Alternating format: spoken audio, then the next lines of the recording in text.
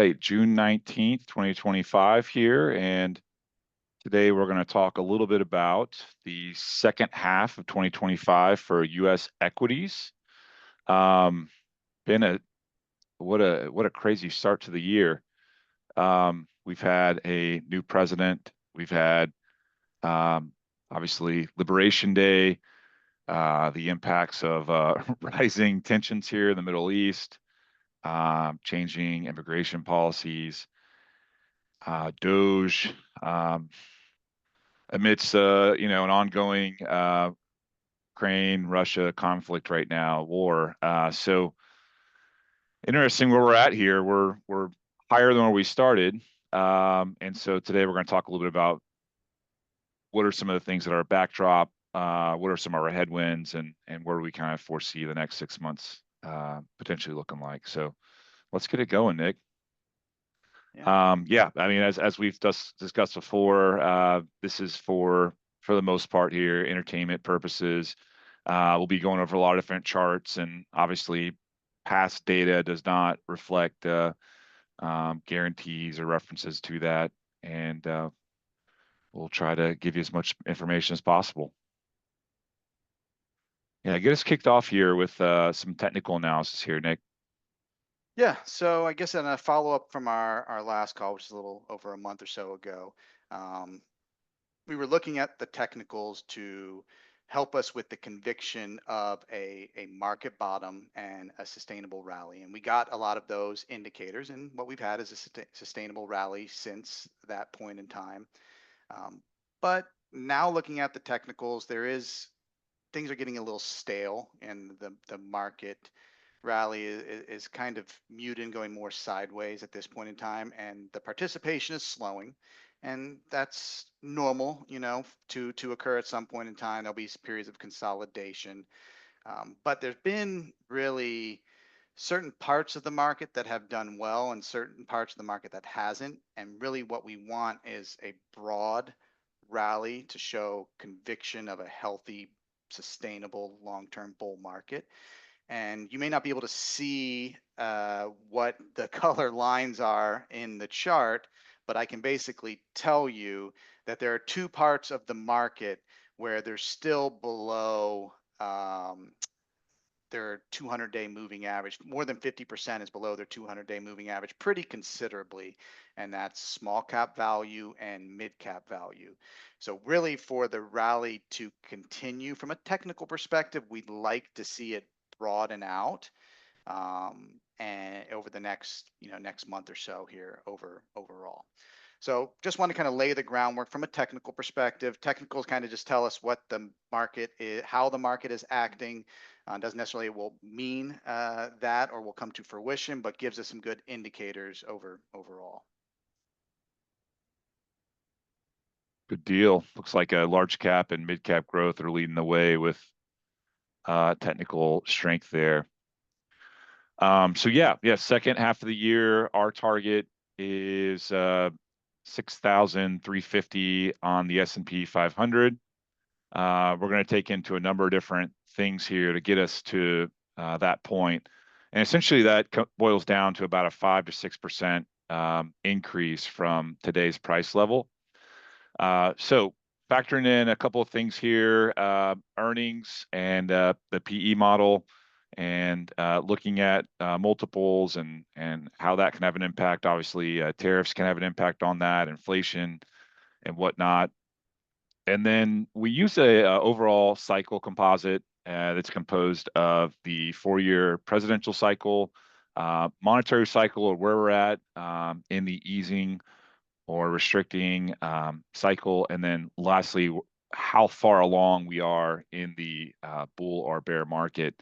And so, as Nick alluded to earlier, we're in the later stage of a cyclical bull. It's been 9 months since we've had a rate cut, and obviously we're in the second half here, the first year. So we'll talk a little bit more about that. But cycles are, unique in that, like, history doesn't necessarily always repeat itself directly, but even though it doesn't repeat itself, a lot of times it rhymes. So heard that from Ned Davis' call and thought I'd repeat it. Yeah, let's go on to the next slide here.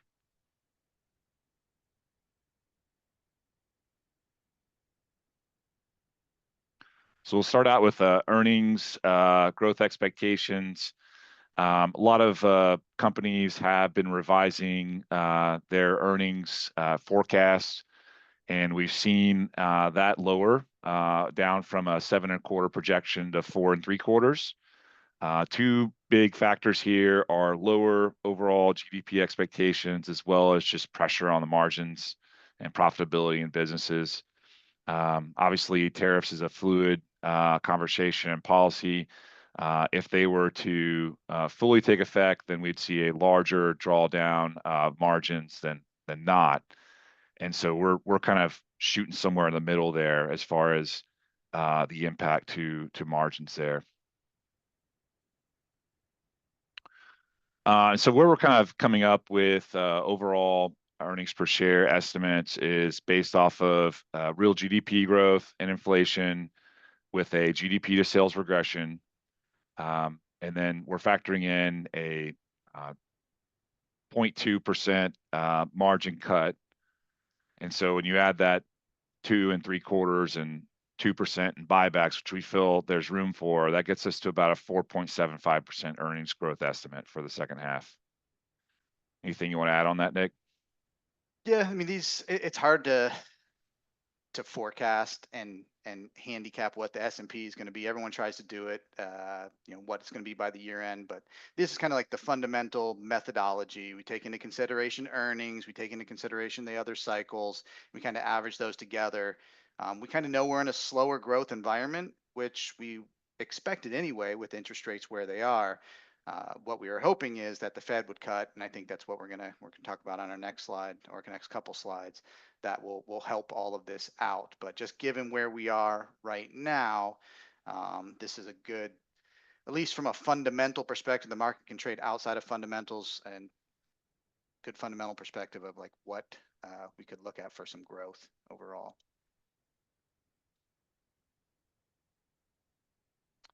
We are in a mature bull market, and we about 33 months in, and generally any kind of post World War II bull markets, when they're about 33 months into 39 months, there's been an average or a median return of 2.6%. There's been other periods of time where there's been more, like in 2005 on the graph here, and then 2014 was more muted. 2018 was coming out of an earnings kind of recession. But on average, we're getting into a more mature bull market. So we're not going to see probably the returns we did on the early stages of coming out of kind of the big market downturn, which was in 2022.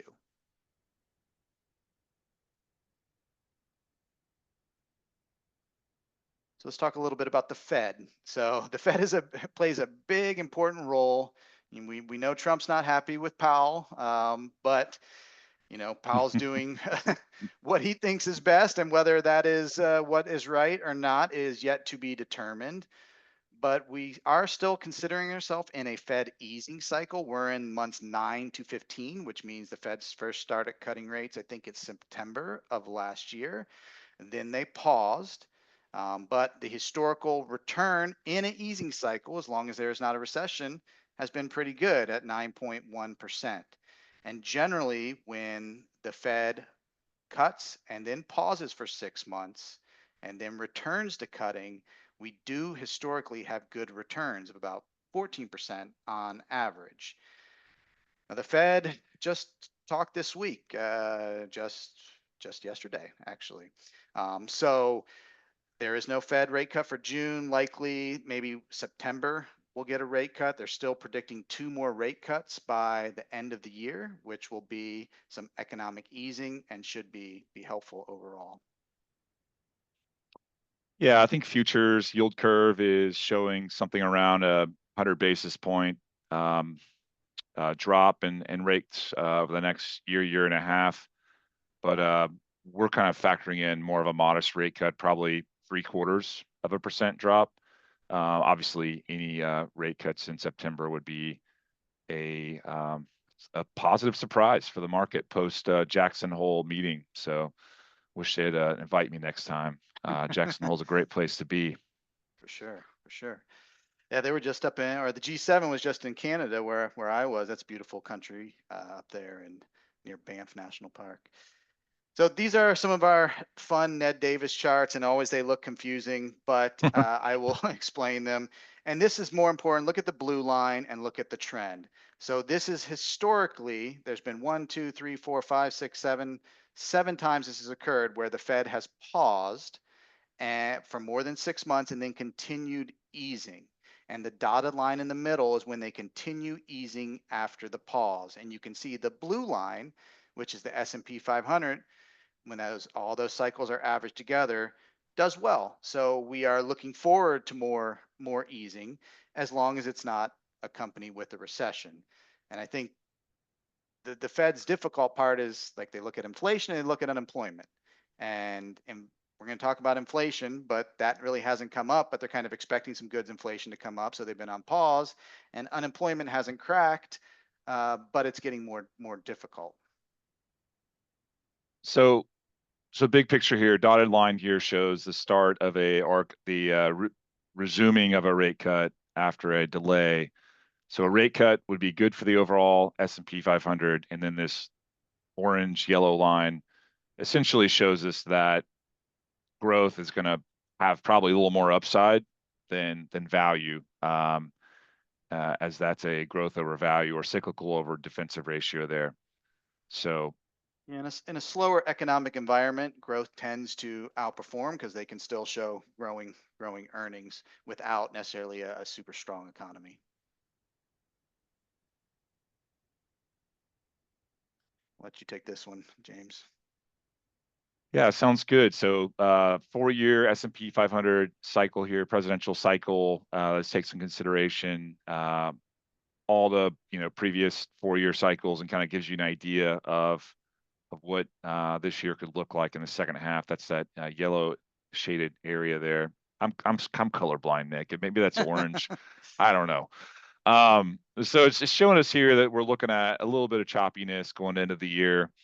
What you'll see in most instances is then a 4-year cycle. Typically, the second year is the most frustrating, I guess you could say. 3 and 4 are usually the most upside potential years in the 4-year presidential cycle. So I think you take into consideration this earnings backdrop, margins, whether the Fed's tightening. This is just one component of all of these put together. But yeah, what it's showing us here is, we're looking at a little bit of volatility with potentially some upside here going into the next 6 months from a presidential cycle standpoint. I mean, as you think about rate cuts and how those could be implemented, you have to look at two different things, obviously, unemployment and inflation. Now, obviously, inflation has an impact on margin. So depending on what the rate of inflation is and what direction it's heading, that can impact how companies can turn out a profit and what their business performance look like. On the other hand, unemployment obviously is a big part. I mean, as you think about, a lot of these things boils down to, do people have jobs? And if jobs hold steady, then they have, discretionary income to keep spending, and spending just feeds back into that funnel. So Fed policy is going to have a huge impact on what the market could look like in the next 6-12 months. But a lot of that's going to be depending on what happens with inflation and employment overall. Yeah, and the consumer, although they may be getting stretched, they're still employed, and Mm-hmm. so that still means they spend. And although sentiment got pretty negative, that doesn't mean you stop spending or stop going on your vacation, even if you're worried about things. But the market recovering has helped out with the overall sentiment. So price stability helps out consumer confidence, purchasing power, and I mean, we're what, S&P's up a little bit for the year. Not much. We went through a pretty big downturn, but we're kind of back to where we were at the beginning of the year.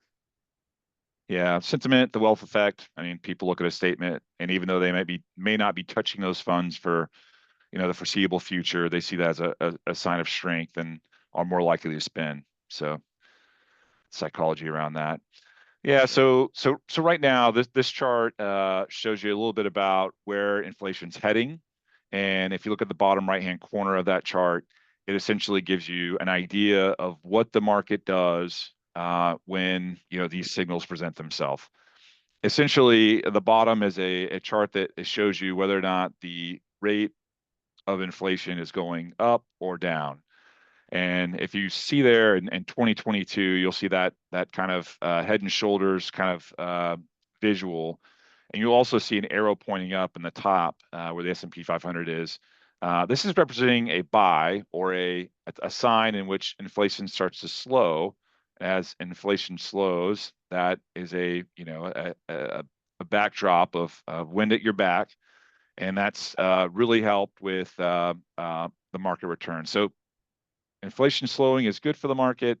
Inflation picking up typically can be a sign of a headwind in the market. And so we're closely watching this right now. We're still in a bullish inflationary period.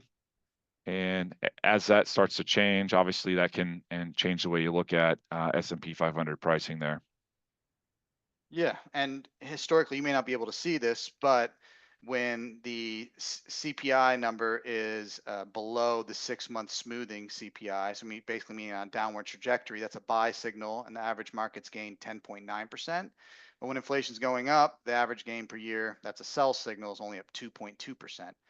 So inflation staying down, continuing to stay down, is historically been an important driver of equity returns. Right now, we've gotten a couple good CPI prints, and that's mostly because of energy and house prices haven't been going up and rents have been rolling over. So shelter cost and energy are big components.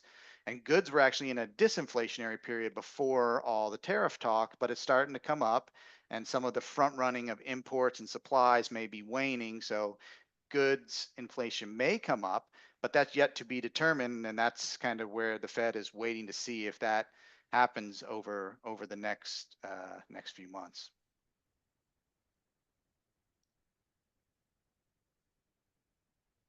So these are kind of the key takeaways. So our projection, as good as we can give a projection, based on good reasoning and good methodology, is maybe a 5% gain from the current levels here.